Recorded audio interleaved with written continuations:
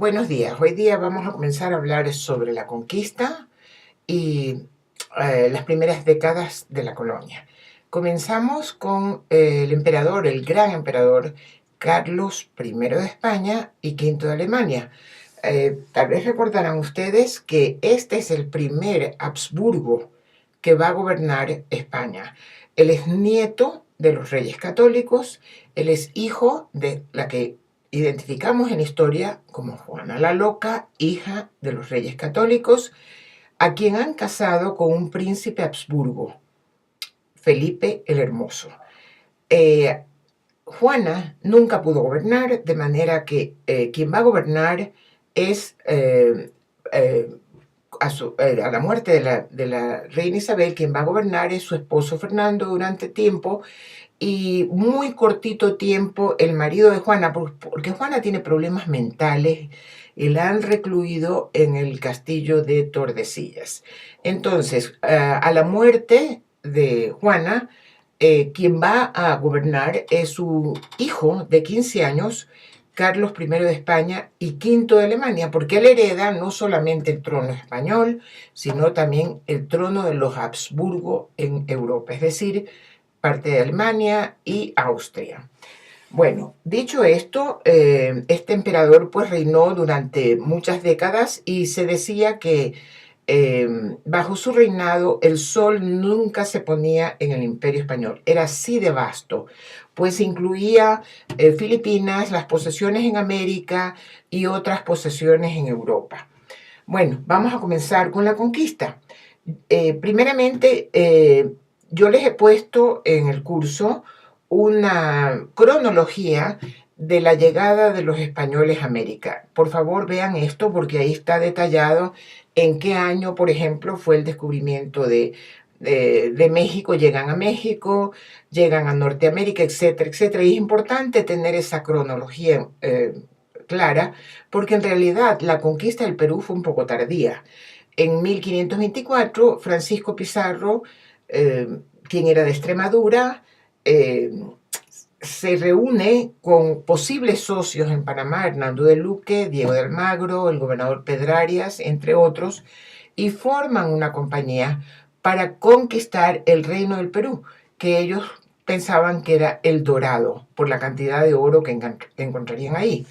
Pizarro va a hacer algunos viajes de exploración y luego va a ir a Madrid para firmar las capitulaciones con el rey, que es una práctica de la Reconquista.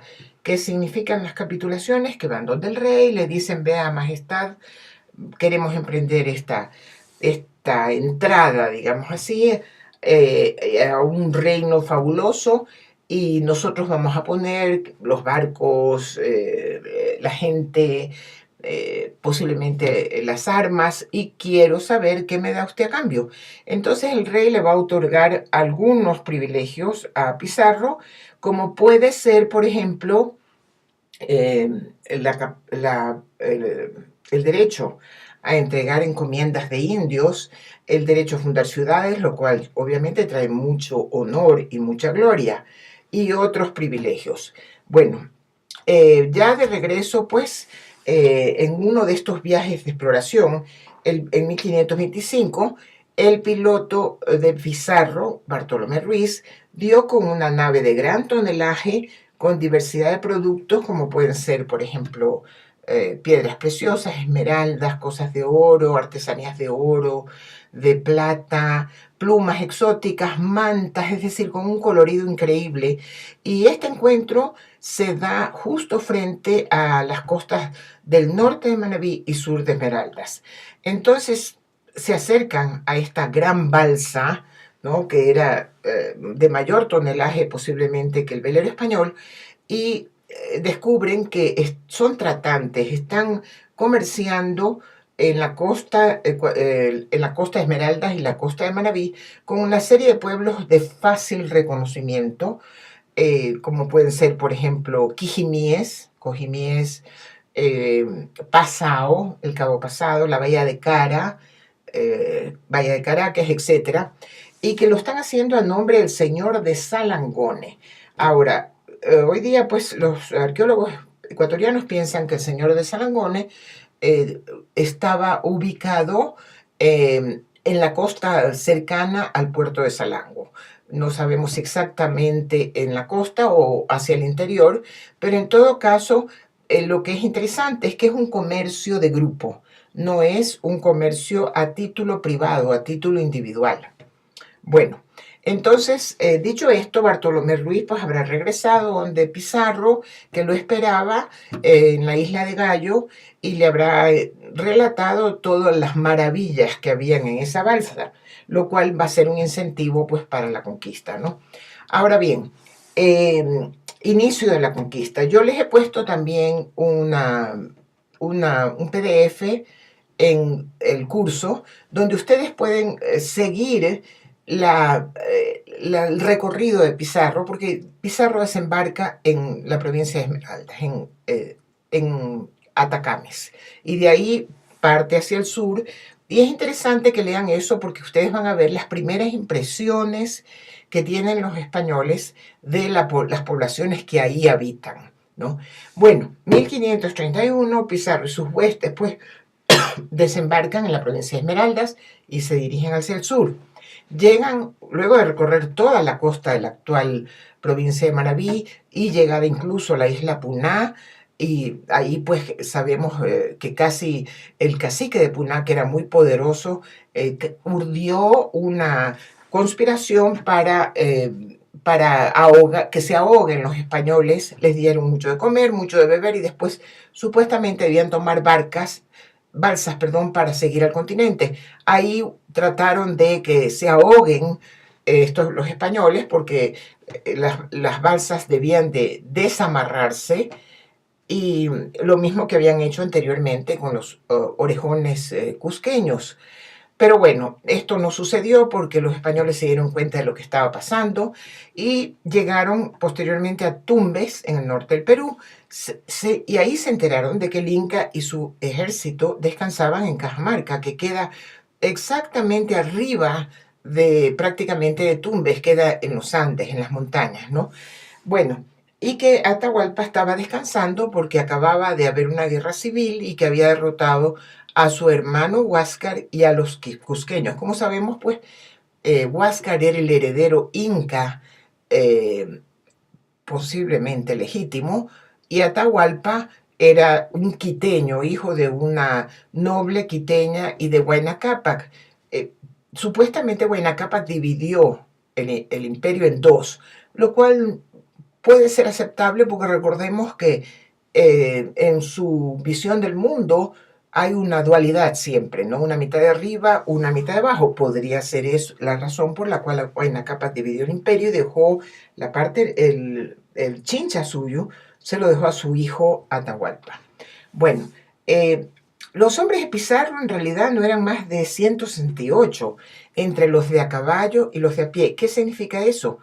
En aquella época no todo mundo podía montar a caballo. Para montar a caballo había que ser hidalgo, ¿no? Es decir, hijo de algo, ¿no? Los de a pie pues eran los peones, y el botín capturado se iba a dividir partes mayores para los de a caballo y partes menores para los de a pie. De ahí nos viene pues la palabra caballero, ¿no? Entonces, lo interesante es que el Inca sí supo que estos barbudos extraños están subiendo desde Tumbes hacia Cajamarca por quebradas, chaquiñanes, están subiendo los Andes, ¿no? Pero no les impidió, ahí pudo haberlos atacado y haber impedido que lleguen a Cajamarca muy fácilmente, ¿no? Pero no sé, no hay mucha especulación. Una posibilidad sería de que al ver que eran 168, no temió, no les tuvo miedo, ¿no?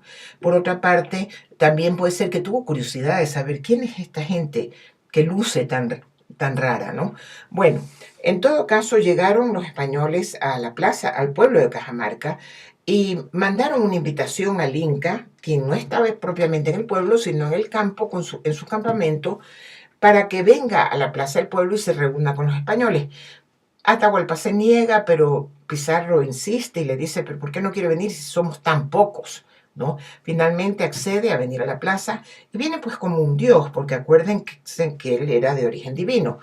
entra, pues es conducido en una especie de tarima, digamos, cubierta, y viene con su séquito de soldados y así llega a la plaza de Cajamarca. Dicen que los soldados que estuvieron ahí en su testimonio dicen que se morían de miedo, porque eran tan pocos en comparación con los miles de soldados que acompañaban a Atahualpa, ¿no? Bueno, ¿qué es lo que va a pasar? El primero que va a salir es el cura Valverde, porque él tiene que cumplir con un requisito que ha impuesto la corona española. El problema es que la guerra justa se podía hacer contra infieles. ¿Y quiénes son infieles? Infieles son quienes han escuchado la palabra de Dios y no la quieren aceptar, pero quienes no han escuchado la palabra de Dios nunca en su vida no pueden ser infieles. Pueden ser paganos, pueden ser lo que sea, pero no infieles. Los musulmanes, por ejemplo, eran infieles y por eso era una guerra justa de atacar a los musulmanes en España. Entonces, ¿qué es lo que, con qué solución vienen? Sobre todo esta colonización, esta conquista de América es muy cuestionada por los clérigos de la Universidad de Salamanca, algo que no pasó en ninguna de las otras potencias europeas. Solo en España se dieron estos cuestionamientos. Estos clérigos, como el padre Víctor y el padre Mariana, dicen, ¿qué derecho tenemos para estar ahí? Si esta tierra ya está ocupada y ellos no son infieles, no es una guerra justa, porque ellos nunca han oído la palabra de Dios y la han rechazado. Entonces, le piden a un jurista que escriba un documento que en realidad es copia del documento que usaban los árabes en su yihad, en su guerra de expansión. En el documento de los árabes, pues, para su yihad, ellos tenían que primero, cuando llegaban, digamos, al norte de África, alguno de estas ciudades o países, ¿no? Tenían que decir a la gente, venimos en son de paz. Si ustedes aceptan que Alá es el Dios verdadero y que Mahoma es su profeta, no les pasará nada. Si ustedes no aceptan, les cobraremos tributo. Pero en cambio acá en España, pues los cristianos modifican este documento y entonces lo que van a decir es, si ustedes aceptan la palabra de Dios y también aceptan que los reyes católicos son ahora los gobernantes, los dueños de este territorio, no les va a pasar nada. Pero si ustedes no aceptan esto, vamos a atacarlos. Es decir, va a haber un ataque armado. Entonces ya es una guerra justa y el problema está en que este documento será leído en español y los indígenas estarán por ahí en la selva escondidos, viendo quiénes son estas personas tan extrañas que han llegado a sus tierras y no entienden el idioma. Cuando el jurista en España se enteró de qué uso le estaban dando a su documento, habría dicho que no sabía si ponerse a reír o ponerse a llorar. Bueno, Atahualpa obviamente rechazó la palabra de Dios al votar la Biblia, porque supuestamente Valverde le dice, pues aquí está la palabra de Dios. Atahualpa coge la Biblia, se la pone al oído y dice, esto no habla, y lo tira al suelo. Esa es la señal para que ataquen los españoles con sus armas de fuego, que evidentemente crearon una desmoralización total entre los soldados. Más que eso, tal vez lo que más los desmoralizó es la captura de Atahualpa. En eso los españoles fueron muy, muy sabidos, digamos, porque capturaron a la cabeza, ¿no? A este dios, ¿no? Entonces, obviamente, eso era algo que jamás se imaginaron que podía pasar. Lo capturan a Atahualpa y los soldados de Atahualpa, unos se defienden, obviamente, con armas que no son de fuego y se desmoralizan y prácticamente abandonan, ¿no? La plaza de Cajamarca. Eh, Atahualpa lo mantuvieron en prisión hasta 1532. En ese tiempo se bautizó, aprendió a leer y escribir y, ojo, le llamó la atención que Pizarro no sabía leer ni escribir. Y dijo, ¿cómo es posible? Si ustedes me dicen que el líder de ustedes viene de una civilización tan desarrollada y no sabe leer ni escribir. Pero los españoles en Cajamarca temen que va a haber, bueno, entre paréntesis, también fue cierto aquello del rescate, ¿no? Que le pidieron un cuarto lleno de oro y vinieron de todo el imperio, o sea, del reino Chimú, de todo el imperio, con llamas cargando el metal precioso y entregaron el rescate, ¿no? Sin embargo, no lo soltaron y lo que temen los españoles es que va a haber un contraataque, que se va a organizar el imperio y van a venir a liberar a Atahualpa. Entonces deciden hacerle un juicio, lo acusan de fratricidio, hay un error ahí, pues ha dado la orden de que Huáscar sea eliminado en la prisión en Cusco. Le dicen, usted lo vamos a juzgar porque ha cometido este crimen contra su hermano, y efectivamente lo declaran culpable y lo ejecutan a último rato como se ejecutaban los nobles españoles con el garrote vil, es decir, no lo queman, no lo van a ejecutar de otra manera, sino como el derecho que tenían los nobles en España con el garrote vil. Se dice que cuando se enteró de esto, el emperador estuvo muy, muy molesto porque dijo, ¿cómo han podido hacer esta barbaridad, ¿no? de ejecutar al Inca? De paso, todos los testimonios dicen pues que el Inca era de muy buen parecer, que tenía una presencia, mucha presencia, una inteligencia muy despejada, ¿no? Y mientras lo pudieron conocer de cerca, mientras lo tuvieron preso, obviamente, ¿no? Bueno, ¿qué es lo que va a pasar después? Van a marchar desde Cajamarca, van a avanzar hasta Cusco y van a nombrar un Inca títere, hermano de Atahualpa, medio hermano de Atahualpa y de Huáscar, Manco Inca. ¿Por qué lo nombran? Para que este Inca gobierne eh, a los miembros, a los indígenas en el imperio y, y estos acepten la presencia de los españoles, ¿no? Pero ¿qué pasa? Los españoles hicieron tantos horrores en Cusco, como por ejemplo los templos incas estaban todos recubiertos de oro, las paredes recubiertas de oro, etcétera. Todo eso lo arrancaron, todo eso destruyeron, ¿no? Y otras barbaridades. Entonces llegó un momento en que Manco Inca y toda su parentela se rebelaron y atacaron a los españoles. Curiosamente, ahí, en este momento, casi derrotan a los españoles, lo que hubiera significado que los españoles no se hubieran asentado en el Perú, ¿verdad? Hubieran tenido que retirarse.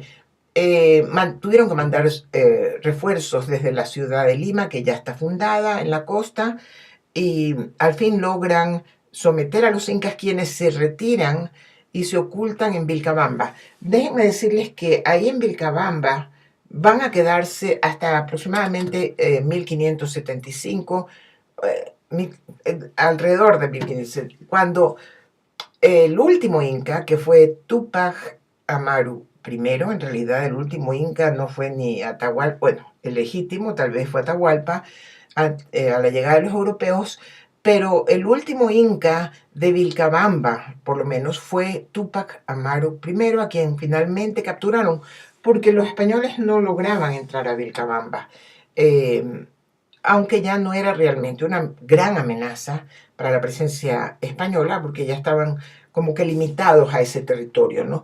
Finalmente lograron capturar a Tupac Amaru y lo descuartizaron a él y a toda su familia inmediata, porque se dieron cuenta de que para los indígenas del Perú el Inca no podía morir. Entonces, después de que Atahualpa murió, porque era un dios, después de que ejecutaron a Atahualpa, lo buscaban por todos lados y decían, el Inca debe estar por aquí, porque el Inca no muere. Entonces no querían que le pase lo mismo con la derrota que han infligido a Tupac Amaru, y por eso le dan esta muerte horrible de descuartizarlo, y además entierran en sitio diferente su cuerpo y su cabeza. Esto da origen a un mito que hasta hoy día tiene vigencia en el Perú, sobre todo el mito del Incarri, que dice que la cabeza del Inca y el cuerpo del Inca están creciendo y que cuando se encuentren la cabeza y el cuerpo, va a haber un nuevo Pachacútec, es decir, va a haber una época de renovación, un retorno, si se quiere, a, al tiempo de los incas, ¿no? Bueno, ahora debo decirles que la violencia no se acaba en el Perú, es decir, la violencia comienza con la llegada de los europeos, obviamente, ¿no? Anteriormente hemos visto que también había violencia, porque ha habido una guerra civil entre los incas espantosa, ¿no? Con mucho derramamiento de sangre. Pero ya una vez que la presencia de los españoles está aquí, esta segunda etapa de violencia, si se quiere, no termina hasta 1550. ¿Por qué? Porque hay problemas entre los conquistadores, ya no es el problema con los indígenas, ¿no? Una vez que los incas tuvieron que retirarse del Cusco, pues ya las cosas están más calmadas, excepto en áreas muy focalizadas, pero en cambio entre ellos se pelean. Por ejemplo, los seguidores de Diego de Almagro, uno de los socios de Pizarro, se enfrentan por el reparto de encomiendas. Los Almagro y sus seguidores se quejan de que Pizarro ha dado las mejores encomiendas a sus seguidores. Como resultado de esta guerra civil entre conquistadores, muere Almagro y en represalia a la muerte de Almagro, asesinan al marqués, que ha recibido ya el título de marqués de la corona, Francisco Pizarro, en las calles de Lima. Pero ahí no termina la violencia. En 1544, la monarquía va a dictar lo que conocemos como las leyes nuevas. ¿Qué significa eso? Significa que las casas, el padre de las casas, ha logrado convencer al emperador de que la encomienda está matando a los indígenas, ¿no? Hemos visto pues que o lo podrán ver en alguno de los PDFs que les puse ahí en el curso, que la mortalidad a consecuencia de las enfermedades fue entre un 80 y un 90%. En algunas partes, como el Caribe, fue 100%. En la costa ecuatoriana también fue de un 97% por las condiciones de clima, ¿no? Los indígenas no tenían pues ninguna inmunidad contra las enfermedades europeas. Entonces, ¿qué hace el monarca con estos argumentos que le presenta el padre de las casas en uno de sus múltiples viajes a Madrid para defender a los indígenas? Dice, abolida la encomienda. Entonces, claro, se rebelan los encomenderos, que son los señores de la tierra, ¿no? Y arman una gran rebelión, ¿no? Contra el rey y mandan, digamos, sacan en fuga al primer virrey del Perú, a Blasco Núñez de Vela, y lo persiguen, obviamente, todo esto a caballo, hasta Quito, ¿no? Donde finalmente lo capturan y lo asesinan, ¿no? ¿Qué tiene que hacer la corona? Tiene que ceder, o sea, podemos imaginarnos la dificultad de gobernar estas colonias que están al otro lado del Atlántico, pues no puede, se dan cuenta de que no van a poder imponer su orden si no cuentan con el apoyo de las élites. Entonces, sí, van a echar pie atrás con respecto a las leyes nuevas, van a decir, por ejemplo, que no se va a abolir la encomienda, pero que solamente durará hasta segunda vida, es decir, solamente los hijos de los encomenderos podrán heredar esa encomienda de indios tributarios. Los nietos pues no van a poder heredar la encomienda. Esto es una manera de ceder ante las presiones de los encomenderos, ¿no? Además de eso, las casas había dicho que el peor tributo que se les exige a los tributarios indígenas es el tributo en trabajo, porque el tributo pues se podía cobrar de varias maneras, o sea, en trabajo, en dinero o en productos. Las casas argumentan que el peor es el tributo en trabajo, porque se los saca a los indígenas de sus hábitats naturales y se los lleva a donde los españoles quieren, a las minas, a donde sea. Y esto los mata, esto seguramente el estado anímico también les destroza el estado anímico de tener que dejar sus chakras, en fin, ¿no? Atrás. Entonces se elimina el tributo en trabajo. Pero claro, ¿acaso le van a hacer caso a la corona? En absoluto, van a seguir pidiendo el tributo en trabajo cuando lo pueden hacer, es decir, cuando las autoridades no se dan cuenta. Sí quiero enfatizarles que la encomienda nunca fue una donación de tierras, no, en absoluto. Fue una donación de tributarios. Pero obviamente, ¿qué es lo que van a hacer los españoles? Van a pedir tierras, mercedes de tierra, o sea que la corona les done tierras junto a donde están sus indios tributarios, de manera que están al lado de ellos y los pueden controlar mejor y los pueden llevar a trabajar en sus haciendas, ¿no? Bueno, entonces esto es el periodo de violencia, termina aproximadamente en 1550 porque la corona manda a un sacerdote como pacificador, el pacificador Lagasca, y este tranza y como les digo, dice, bueno, que siga la encomienda, pero solo hasta segunda vida y que no se cubre el tributo en trabajo y las cosas como que se calman. Pero obviamente la corona está clarísima de que de aquí en adelante no puede imponer leyes que no consideran en la colonia que son de buen gobierno.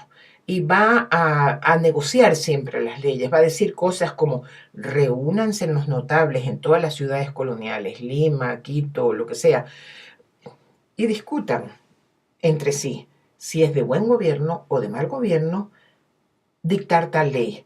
Obviamente que los notables, que son las élites, la jerarquía de la iglesia, etcétera, no, nunca van a decir que es de buen gobierno abolir un privilegio que ellos tienen. Ellos siempre van a decir cosas como, no, majestad, no consideramos que es de buen gobierno abolir la mita, porque si abolimos la mita, los indígenas son unos vagos, son unos ociosos, van a volver a sus antiguas prácticas, ¿no? Bueno, eh,